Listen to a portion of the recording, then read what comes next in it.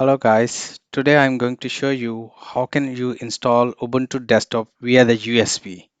First, you need to go the website on the rufus.ee and you can download this small program and then you can just execute from your USB or from your PC. Just download and I have already downloaded this program you can see. And the second, you need to go the website of the Ubuntu desktop and you can download the Ubuntu desktop version and just download this version, latest version from the Ubuntu website. In my scenario, I have already downloaded these programs, otherwise it will take some times.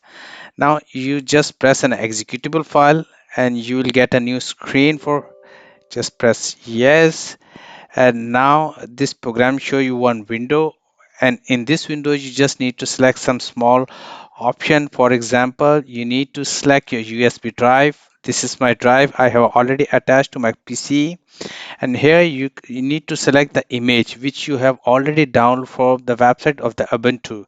Just select and then you go to the path. For example, here you can see this is my download ISO file from the Ubuntu. Open, and now here this program is selected this file. Now this option is by default is a standard, you need to leave this, and here is a volume from the USB. Okay, it's automatically select. Now just press start and you will see. Okay, it said write in ISO image mode recommended, so you should select with the recommended option. Just press OK. Just OK.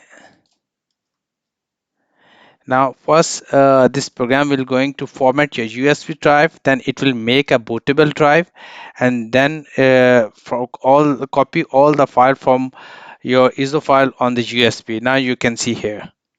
It will take some time. When it done, then it will be automatically here. You can see the close. Just close, and then you can just insert the USB drive, and then you can install Ubuntu on your PC. For installation, you can see my next video. Then you can see the installation from Ubuntu or from USB drive. Okay, see you. Bye.